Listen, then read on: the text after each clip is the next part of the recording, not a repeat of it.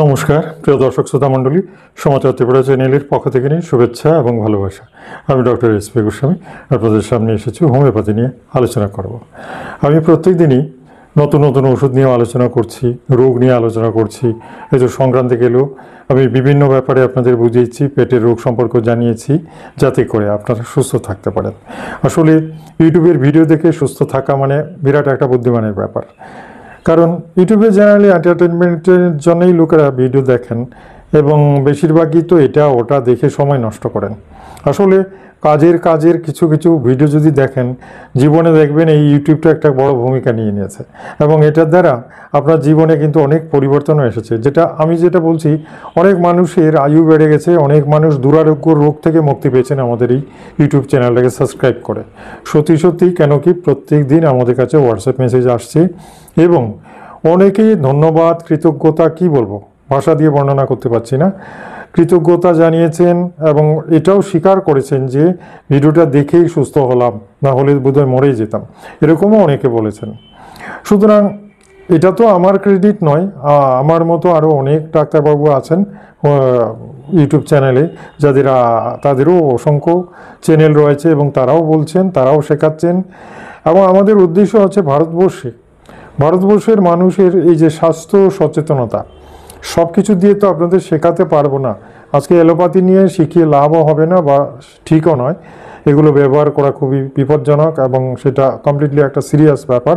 সুতরাং অ্যালোপ্যাথি ওষুধ নিয়ে নাড়াচাড়া করার কোনো উপায় নেই।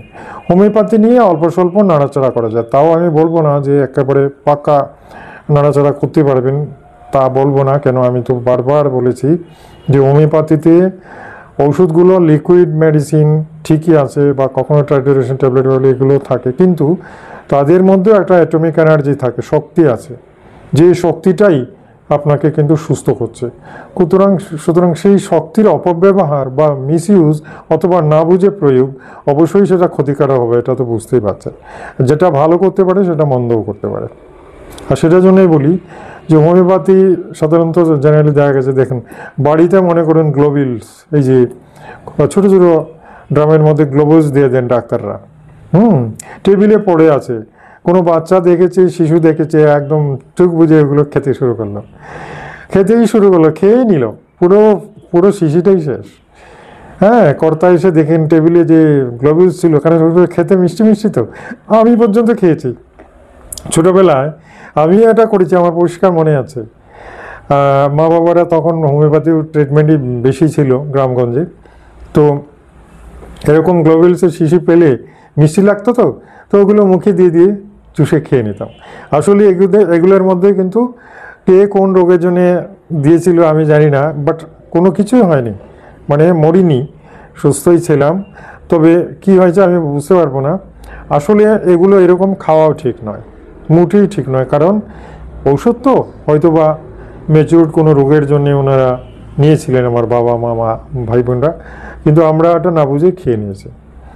যাই হোক, এটার একটা ব্যাপারই শুধু কনসিডারেবল হোমিওতে, যে মনে করুন এবার ভুল করে কেউ গ্লোবিলস খেয়েই নিয়েছে, হ্যাঁ, কয়েক দানা খেয়ে নিয়েছে, মিষ্টি লেগেছে খেয়ে নিয়েছে, স্বাদ লেগেছে খেয়ে নিয়েছে, এতে কিন্তু তার মারাত্মক কোনো ক্ষতি হবে না বা একেবারে সিরিয়াসভাবে সে অসুস্থ হবে না, যদি লো পটেন্সি হয়।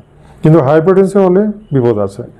সুতরাং আমি বলবো যে সবসময় মনে রাখবেন, এই গ্লোবিলসগুলো যারা হোমিওপ্যাথি ডাক্তাররা দিয়ে থাকেন, তাদের অবশ্যই সেগুলো সতর্কতার সঙ্গে ব্যবহার করা, নির্দেশ দেওয়া উচিত, যাতে করে আপনারা রিচ আউট অফ চিলড্রেন, হ্যাঁ, শিশুদের নাগালের বাইরে রাখতে হবে, উঁচু কোনো জায়গায়, যাতে তারা খুঁজে না পায় বা একেবারে বন্ধ জায়গাতে রাখতে হবে। এই জিনিসটা আপনাদের অনেকের খেয়াল থাকে না, এখনও অনেকে এই ভুলটা করে থাকেন। ঠিক আছে, আসুন আজকে যে রোগটা আমি বেছে নিয়েছি, আমি আজকে রোগ নিয়ে আলোচনা করব, ওষুধ নিয়ে নয়। যে রোগটা আমি বেছে নিয়েছি এটা দেখছি খুব বেশি হচ্ছে, এখন স্প্রেডিং হয়ে যাচ্ছে ম্যাক্সিমাম লোক। যেমন আজকে আমি বলতে গেলে 10টা কল পেয়েছি এই রোগের ওপরে, সকলেই বলছেন যে আমার এটা হয়েছে স্যার, আমি কীভাবে বাঁচি, আমাকে একটা রাস্তা দেখান, আমি তো একদম জীবন বিষময় হয়ে গেছে। রোগটা তাহলে কি? আমাদের ইংরেজিতে বলা হয় IBS, হ্যাঁ, ইরিটেবল বাউল সিনড্রোম, অথবা বলতে পারেন ulcerative colitis. Ulcerative colitis means পেটে অলরেডি আলসার হয়ে গেছে, তার সাথে পাতলা পায়খানা। তো আলসারেটিভ কোলাইটিসে একটু পেইন থাকে। আইবিএসে ব্যথা বেদনা ততটা থাকে না, কিন্তু বারবার পায়খানা যাওয়াটা একটা বিরক্তিকর ব্যাপার এবং সারাদিনই এটা চলতে থাকে, ম্যাক্সিমাম প্রচুর চলতে থাকে এবং সারাদিনই চলতে থাকে, এমনকি এতে মানুষের জীবন শেষ। অর্থাৎ অফিস করা যায় না, হ্যাঁ, স্কুলে গেলেও মুশকিল, ক্লাস করাচ্ছেন লেট্রিন পেয়ে বসলো, আপনি ক্লাস ফেলে ছুটতে হবে লেট্রিনে। হ্যাঁ, বিজনেস করছেন, কোনো জরুরি কাস্টমার এসেছে, তাকে মাল দেবেন, পাচ্ছেন না, লেট্রিন পেয়ে গেল, আপনাকে দোকান ছেড়ে যেতে হচ্ছে, কর্মচারী কিন্তু আপনার ঠকিয়ে দেবে, গেল একটা। তারপরে যারা চাকরি করেন তাদের সবচেয়ে বেশি বিপদ।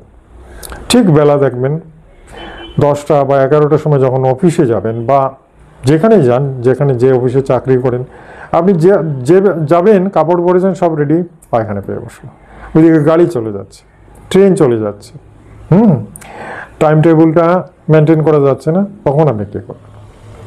পায়খানা পায়, মানে আরও বেশি হয়, কোথাও যাওয়ার নাম করলে আরও বেশি হয় আইবিএসে, আমি দেখেছি। তো এটার জন্য অনেকেই আমাকে বলেছেন, কিন্তু কিছু কিছু ঔষধ আছে যেগুলো এই রোগটাকে সারাতে পারে, আর অ্যালোপ্যাথিতে বলতে গেলে আনকিউরেবল হয়ে আছে, অর্থাৎ কিনা সারানো যায় না। হোমিওপ্যাথিতে আইবিএসের ঔষধ আছে এবং আমার প্রচুর রোগী কিন্তু সুস্থ আছেন বর্তমানে, আইবিএসের রোগীরা।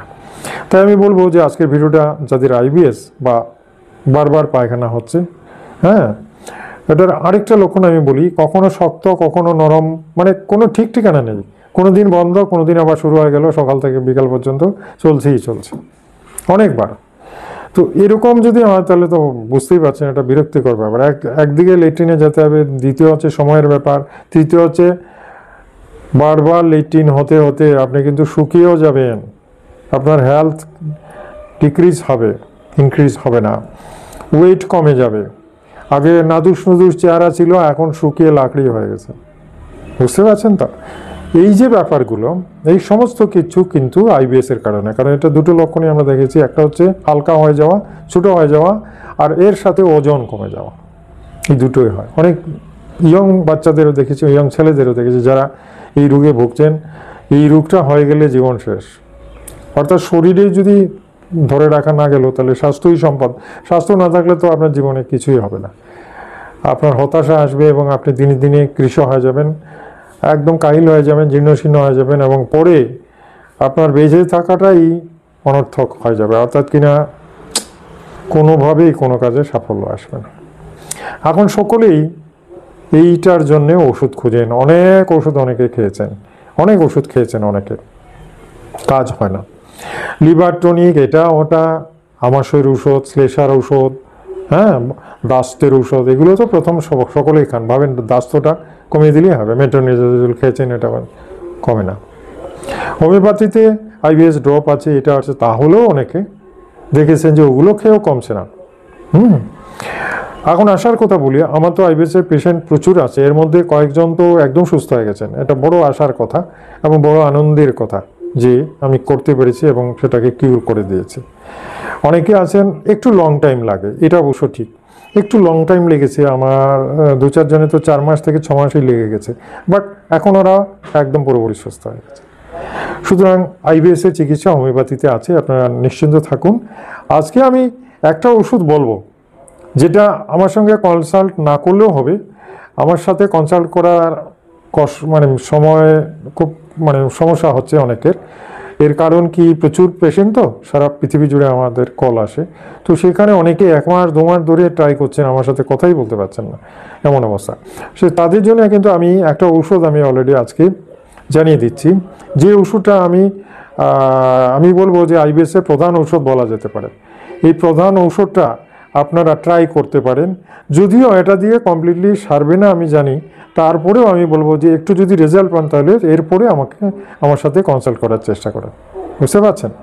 এই জিনিসটা আমি আপনাদের রিকোয়েস্ট করব যে আজকে প্রাথমিকভাবে একটা ঔষধ কিন্তু আমি আপনাদের জানিয়ে দিচ্ছি, এটা কিনতে পারেন, খেতে পারেন। যাদের আইবিএস বারবার লেট্রিন হচ্ছে, ওজন কমে গেছে, শরীর শুকনো, পায়খানার সাথে শ্লেষা যাচ্ছে, আজকে কনস্টিপেশন, কালকে দাস্ত অনেকবার হচ্ছে, এই যে ব্যাপারগুলো, এই সমস্ত কিছুর জন্যই যে ওষুধটা, সেটা সম্পর্কে আমি আজকে আলোচনা করব। তাহলে দেরি না করে, ভিডিওটা আজকে বেশি লম্বা করব না, দেরি না করে আমি ওষুধটা সম্পর্কে আপনাদের জানিয়ে দিই। ভালো করে দেখুন, আমি হাতে একটা ফাইল নিয়েছি, দেখুন আসলে ভিডিওতে এগুলো পরিষ্কার বোঝানো বড় মুশকিল, তারপরেও আমি আপনাদের দেখাচ্ছি। এই যে এটার নাম হচ্ছে আর্জেন্টাম নাইট্রিকাম। আর্জেন্টাম নাইট্রিকাম, দেখুন আর্জেন্টাম নাইট্রিকাম এমন একটা ঔষধ, এই ওষুধটা কিন্তু আপনারা 3 ফোঁটা করে, আমি বলবো 3 ফোঁটা করে দিনে 3 বার করে খাবেন। 30 পোটেন্সি, বুঝতে পেরেছেন? 30 পোটেন্সির ওষুধ কিনবেন এবং 3 ফোঁটা করে দিনে 3 বার করে খেতেই থাকুন। 15 দিন 20 দিন খান লাগাতার। এটার কিছু না কিছু কাজ হবে, কিছু না কিছু কাজ হবে। এমন বলবো না যে আপনি পুরোপুরি সুস্থ হয়ে গেছেন, কিছু না কিছু কিন্তু এটার এফেক্ট হয়, এবং অনেকে তো বলতে গেলে ভালো আছেন এই ওষুধটাকে। তাই আমি আজকে এই ওষুধটা আপনাদের জানিয়ে দিলাম, কেন কি এটা খুব ইম্পর্টেন্ট, কারণ অনেক লোক কিন্তু এই রোগে ভুগছেন। সারা পৃথিবী জুড়ে আইবিএসটা স্প্রেডিং হচ্ছে, এপিডেমিক আকার ধারণ করছে। সুতরাং আইবিএস থেকে যাতে মুক্ত হতে পারেন তার জন্য ওষুধটা বললাম। এর সাথে ডায়েট কন্ট্রোল করুন, ডায়েটের মধ্যে ঝাল মশলা এগুলো বন্ধ করে দিতে হবে, জানেন তো। আর কি করবেন, এমন সব খাদ্য খাবেন যেগুলো ডাইজেস্ট হয়, এবং এমন কিছু খাদ্য খাবেন যেগুলো মলটাকে শক্ত করতে পারে, যেমন কাঁচকলা, বুঝতে পারছেন তো।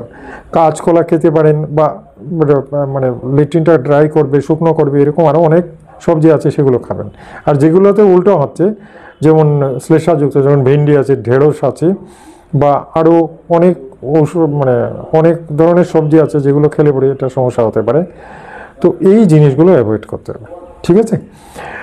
আমি খুব সহজে চেষ্টা করছি আপনাদের হোমিওপ্যাথিটা শেখানোর, এবং সেটার জন্য আমি নানা প্রসেসে আপনাদের শেখানোর চেষ্টা করছি। ওষুধের নাম দিয়ে, খাওয়ার লক্ষণ দিয়ে, রোগের লক্ষণ দিয়ে, রোগের নাম দিয়ে, সমস্ত কিছুভাবে আলাদা আলাদাভাবে আমি ভিডিও দিচ্ছি। আমার চ্যানেলে আজকে যারা এই প্রথম এলেন, চ্যানেলটাকে সাবস্ক্রাইব করে নিন, বেল আইকনটা টিপে দিন, যাতে প্রতিদিন আপনার মোবাইলে ভিডিওটা চলে যায়। আর এই ভিডিওটা ভালো লাগলে একটা লাইক দেবেন, এটা আমার রিকোয়েস্ট, ঠিক আছে। আগামীকাল আরেকটা ভিডিও নিয়ে আপনাদের সামনে আসছি, ততক্ষণের জন্য বিদায় চাইলাম। নমস্কার, ধন্যবাদ।